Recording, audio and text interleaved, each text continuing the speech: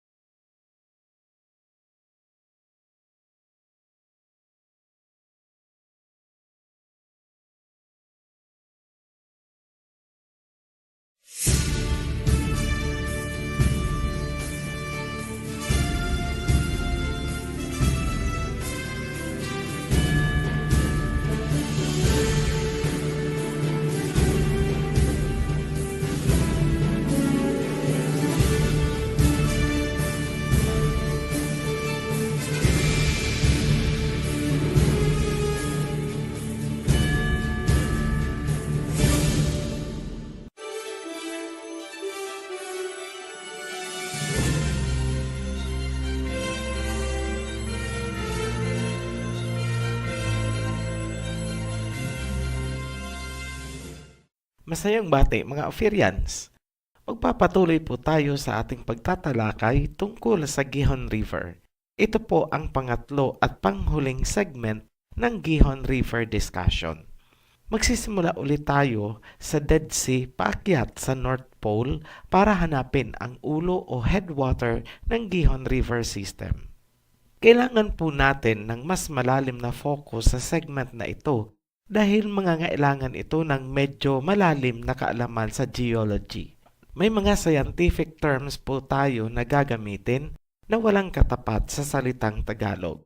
Bago tayo magpatuloy, sariwain natin ang ilang mahahalagang kaalaman na nailabas na natin sa nakaraang video. Ang Gihon ay isang river system na may iba't ibang anyo. May mga bahagi na ito ay naging pools or lakes, fountains, o kaya valleys. Ang istruktura mula Dead Sea ay bahagi ng Jordan Rift Valley na bahagi naman ng mas malaking istruktura na tinatawag na Great Rift Valley. Umaabot ito hanggang sa dulo ng Africa kung saan matatagpuan ang Land of Cush na tinutukoy naman sa Genesis. Natukoy natin yan gamit ang impormasyon na nanggagaling sa dalawang propeta, sina Isaiah at Ezekiel. Sa ating pagpapatuloy, magsimula ulit tayo sa Dead Sea paakyat hanggang marating natin ang ulo or headwater ng Gihon. Kung susundan natin ang Rift Valley na itinuro ni Propeta Ezekiel, matatagpuan natin ang Sea of Galilee na tinatawag ding Lake Tiberias, Kinneret or Kinnereth. Ang pinagkaiba ng Sea of Galilee sa Dead Sea ay ang pagiging fresh water nito. Samantala, ang Dead Sea ay maalat. Ayon sa Wikipedia, ang tubig ng Sea of Galilee ay nanggagaling sa Jordan River at mga underground or subterranean springs or channels. Ang tubig naman ng Jordan River ay nanggagaling sa Mount Hermon. Ayon sa Book of Enoch, ang Mount Hermon ang tirahan o lugar ng mga Gregory or Watchers. Ang Gregory o Watchers ay isang uri ng fallen angels na tinatawag sa Biblia na Sons of God. Sila ay tinalaga dito sa lupa upang maging tagapagbantay ng mga tao. Ngunit, ang mga fallen angels na ito ay nakipagniig sa mga daughters of man at ang kanilang mga anak ay tinawag na Nephilim. Ito po ay mga higante. Ang impormasyon na galing sa Book of Enoch ay kagaya rin ng sinasabi ng Genesis chapter 6 at Jubilees chapter 7 verses 21 hanggang 25. Hindi pa muna natin pag-uusapan ang tungkol sa Nephilim dahil hindi yan saklaw ng kasalukuyang topic. Ngunit, abangan nyo po yan pagdating natin sa mga prophecies. Nais lang natin bigyan ng diin na mahalaga ang sapat na kaalaman tungkol sa Genesis para sa sinumang nag-aaral ng prophecies. Hindi pwedeng tumalon sa Revelation kung walang sapat na kaalaman sa nilalaman ng Genesis. Magbalik po tayo sa ating pag-uusap tungkol sa Gihon River System. Mula sa Mount Hermon, umakyat tayo. Ang pinakamalapit na pool ay ang Caspian Sea at Black Sea. Bakit natin ito itinuturing na bahagi ng Gihon River System? Yan ay dahil sa kanyang geological history. Noong wala pang Caucasus, ang Black Sea at Caspian Sea ay iisa lamang.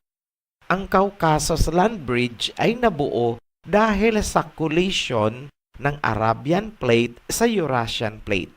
Malaki din ang posibilidad na dahil sa collision na nangyari, kaya naharangan ang direktang koneksyon ng Gihon River System sa Black Sea at Caspian Sea. Ibig pong sabihin na misalign or nawala sa tamang linyada at posisyon ang mga channels. Gayunpaman, kitang-kita pa rin naman ang mga bahid ng dati nilang posisyon bago pa ang collision. Makikita pa rin ang direksyon na ang Dead Sea, Mount Hermon, Black Sea, at Caspian Sea ay nakalinyada. Kung papansinin din natin ang katangian ng Caspian Sea, ito ay tumutugma sa Gihon bilang isang depression at pool or lake. Isa itong inland sea na kagaya ng Dead Sea na matatagpuan sa Israel at yung mga lake na matatagpuan naman sa Africa. Isa pang katangian ng Caspian Sea na hindi maitatanggi bilang karugtong ng Gihon River System na itinuro ni Propeta Ezekiel ay ang naglalakihang salt deposits na tinawag na salt domes ng US Geological Survey. Kung natatandaan pa ang mga nakaraang video, ang salt deposits ay matatagpuan din sa Dead Sea sa Israel at Danakil Depression sa Africa. Ang Caspian Sea at Black Sea ay pinagdurugtong ng mga downstream rivers mula sa Rafah Mountain na mas kilala ngayon bilang Ural Mountain. Ang Ural Mountain Range ay isang napakalaki, napakalawak, at napakahabang water tower system na nagmumula sa North Pole or Polar North hanggang sa Kazakhstan. Ito ay maihahalin tulad natin sa Tibet Water Towers of Asia. Matatagpuan sa ilalim ng Ural Mountains ang naglalakihang lagusan ng tubig. Isang halimbawa dito ay ang Ordak Cave ng Russia. Ang subterranean network ng Ordak Cave ay isang maliit na hibla lamang ng napakalaki at sanga-sangang lagusan ng tubig sa ilalim ng Ural Mountains. Ayon sa mga explorers, it's just like a universe inside the Ordak Cave subterranean network. May isang katangian ang Ordak Cave na nais naming pansinin ninyo dahil ito ay kagayang-kagaya ng Gihon Spring Outlet na matatagpuan sa Israel. Ang katangiang ito ay yung tinawag nating siphon feature.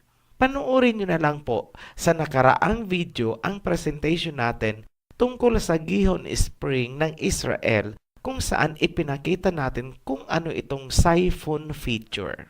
Ayon sa isang research na isinagawa ng isang Russian scientist, ang pagkakabuo ng underground channels ng Ural Mountain ay sa pamamagitan ng hypogenic speleogenesis.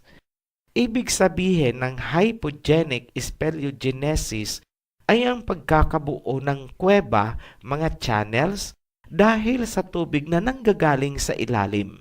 Sa ibabaw naman ng Ural Mountain, nagsimula ang malalaking downstream rivers ng Russia na kilala bilang Don at Volga Rivers. Ang Don River ay tinatawag na Tina River sa Book of Jubilees at yan ay ipapaliwanag natin pagdating natin sa World Territory Series.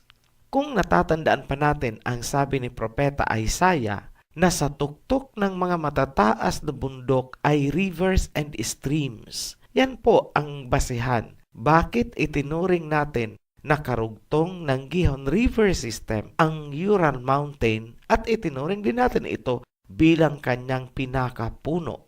Malinaw na po ngayon na ang pinakaulo ng Gihon River System ay nagmumula sa North Pole. Ito ang Rapha Mountain o Ural Mountain Towers na may mga subterranean channels o mga lagusan sa ilalim. Sa ibabaw naman ng Ural Mountain, nanggagaling ang tubig ng Don at Volga rivers ng Russia. Ang mga rivers na yan ay dumugtong sa Caspian at Black Sea. Ang hilera ng mga mountain ranges mula Caucasus sa pagitan ng Black Sea at Caspian Sea ay dumugtong naman sa Mount Hermon, Golan Heights at Dead Sea sa Israel. Ang Great Rift Valley naman ang karugtong mula sa Israel hanggang sa dulo ng Africa. Napakalaki ng ginampanan ni Propeta Ezekiel kaya natukoy natin ang pattern na yan. Panoorin nyo na lang po ulit ang nakaraang video sakaling yan ay inyo nang nakalimutan. May isa po kaming isang impormasyon na ibibigay. Ito po ay side information tungkol po sa Ural Mountains. Pero ito pa ay ifo-focus natin pagdating natin sa discussion ng world territories. Ang Ural Mountains na kilala din noon, ancient name niya ay Rapha Mountain, yan po ang humahati o siya ang boundary sa pagitan ng Europe at Asia. Ipapaliwanag po natin ang kahalagahan ng Ural Mountains na yan pagdating natin sa world territories. So, yan po ang kabuuan ng Gihon River System. Sa mga nagsasabi na hindi biblikal ang mga impormasyon na binibigay natin, yan po ay isang misinterpretation. Kung napapansin niyo po, ang salita ni Propeta Isaiah ang pinaka-backbone o pinakahaligi ng ating paglalahad tungkol sa rivers of Genesis. Yan ay pinagtibay naman ng mga impormasyon na binigay ni Propeta Ezekiel. Ang sinasabi naman ng dalawang propeta ay lalo pang pinagtibay ng makabagong geology. Sa susunod nating video, ipapakita naman natin ang susunod na sanga ng River of Eden. Ito po yung parat. Walang impormasyon na ibinigay ang Biblia tungkol sa parat. Ngunit kung susundin ulit natin ang salita ni Propeta Isaiah, masasabi natin na ito ang pinakamadaling hanapin dahil sa tuloy-tuloy nitong istruktura. Hindi po yan naputol from North Pole down to South Pole. Marami na pong teorya ang lumabas tungkol sa lokasyon ng mga rivers of Eden. Ngunit, walang sino man sa kanila ang nagbibigay kung ano ang kaugnayan ng mga rivers of Eden sa mga end-time prophecies. Tahasan po naming sinasabi na maraming propesiya ang hindi maiintindihan kung hindi lubusang uunawain ang Genesis. Sabi nga sa salawikaing Pilipino, hindi ka makakarating sa iyong paruroonan kung hindi mo lilingunin ang iyong pinagmulan. May katumbas yan sa Ingles kung saan sinasabi, the more you look into the past, the more you understand the future. Ang nakaraan ay nagsimula sa Genesis at ang future ay ang mga sinasabi ng propesiya. Maraming pandaigdigang pangyayari ang magaganap na iikot or may kinalaman sa nakaraan. Ganyan kahalaga ang Genesis. Muli po kaming nagpapasalamat sa inyong patuloy na pagtangkilik at pagsubaybay sa ating mga videos. Ito po ang Ophirian Heritage Conservatory. Magkita-kita po tayong muli sa aming pagbabalik upang tunghayan ang isa pang mahalaga at makabuluhang pagtatalakay tungkol sa Rivers of Eden.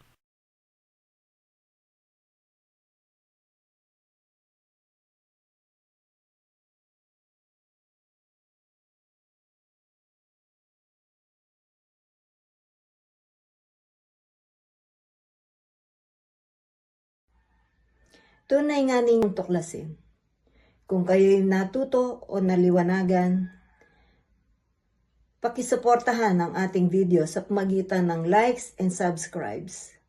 Muli, maraming salamat sa panunood. Kita-kits sa susunod na video na Mensahero ng Silangan.